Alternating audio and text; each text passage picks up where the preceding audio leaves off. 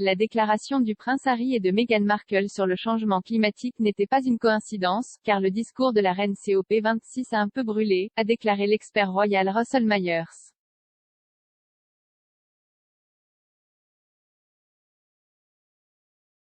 Sa Majesté n'a pas assisté à la conférence de l'ONU sur le changement climatique, qui se termine vendredi, mais elle a prononcé un discours sincère par message vidéo dans lequel elle a félicité le prince Charles et le prince William pour leur travail environnemental.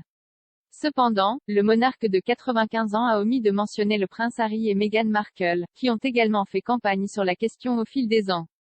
Pendant ce temps, le duc de Sussex, 37 ans, a demandé mardi que davantage soit fait pour réglementer la désinformation sur Internet, alors qu'il s'exprimait sur ses propres expériences personnelles. Apparaissant sur un panel intitulé Internetly Machine, Harry a déclaré que la désinformation est une crise humanitaire mondiale.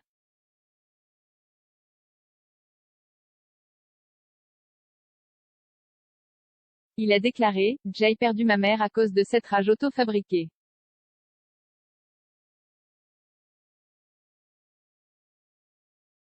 Harry a affirmé qu'il avait averti le PDG de Twitter, Jack Dorsey, des émeutes du Capitole aux États-Unis la veille de leur apparition.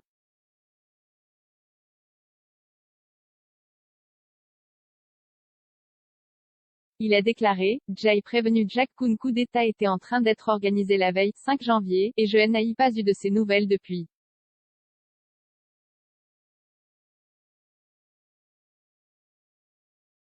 Le panel, organisé virtuellement dans le cadre de la conférence REWIRED du magazine Wired, fait partie d'une semaine chargée pour le duc.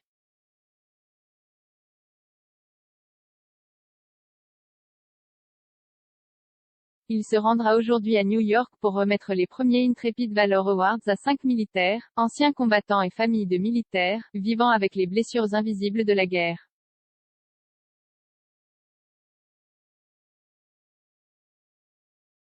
C'est une cause qui lui tient particulièrement à cœur, ayant servi 2 fois en Afghanistan au cours d'une décennie passée dans l'armée.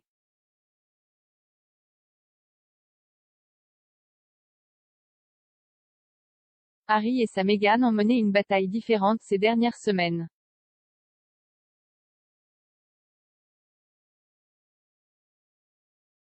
Ils ont tous deux un engagement de longue date dans la lutte contre le changement climatique et ont promis la semaine dernière que leur fondation Archewell atteindrait zéro émission nette de carbone d'ici 2030.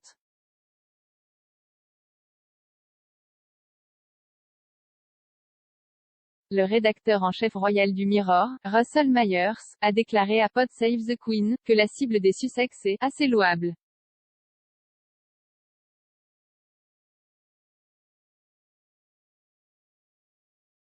Harry et Meghan ont reconnu leur utilisation des transports, entre autres, et ont annoncé dans un communiqué publié sur le site web de leur fondation Archewell qu'ils faisaient des choix pour compenser et équilibrer cette empreinte carbone.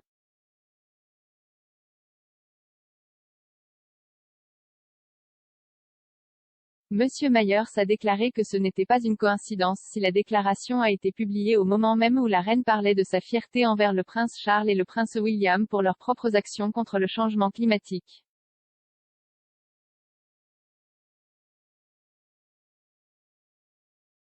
Le monarque n'a pas mentionné Harry ni aucun autre membre de la famille royale.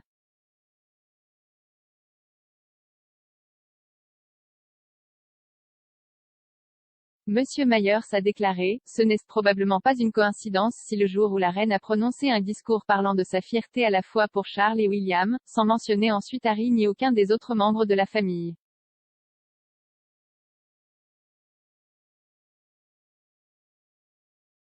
Donc, je suis sûr que cela a brûlé un peu, et c'est pourquoi ils ont peut-être pensé que c'était une bonne idée de publier cette déclaration.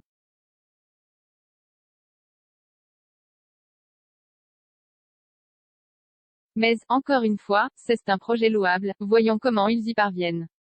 Nous ne savons toujours pas vraiment de quoi parle Archewell. C'est encore à ses balbutiements, évidemment, nous les avons vus apparaître ici et là, mais c'est une entreprise naissante, nous devrons donc attendre et voir ce qui se passera dans les années à venir.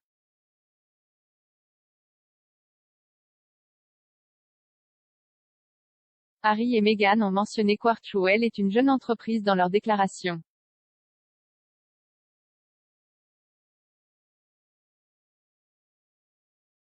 Monsieur Myers a salué la déclaration comme une bonne idée pour la rendre plus accessible à l'homme et à la femme de la rue.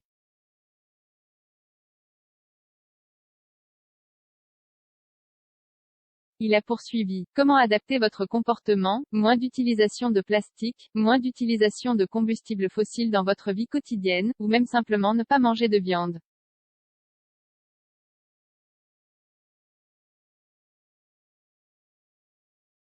C'est ce que fait le prince Charles.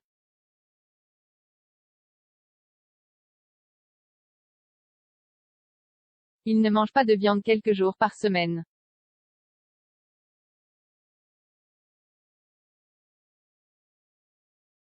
C'est une différence tangible dans laquelle tout le monde peut s'impliquer à un niveau assez modeste, mais qui fera une différence.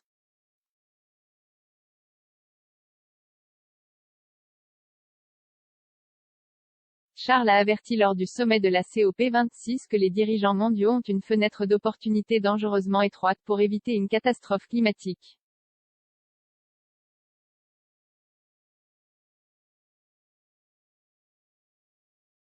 Malgré les promesses faites lors du sommet, une nouvelle analyse montre que le monde est loin de ses objectifs de limitation de la hausse des températures.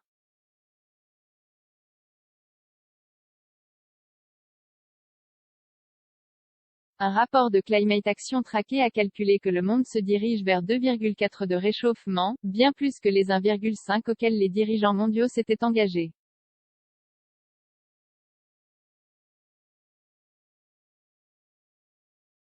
Le Premier ministre Boris Johnson revient au sommet aujourd'hui dans une tentative désespérée de relancer des négociations chancelantes.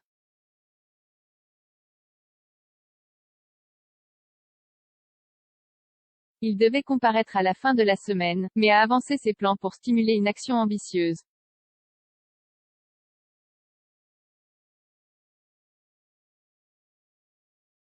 Cette décision intervient alors que le Met Office a averti qu'1 milliard de personnes pourraient être affectées par une chaleur et une humidité mortelles si les températures mondiales atteignaient au-dessus des niveaux pré-industriels.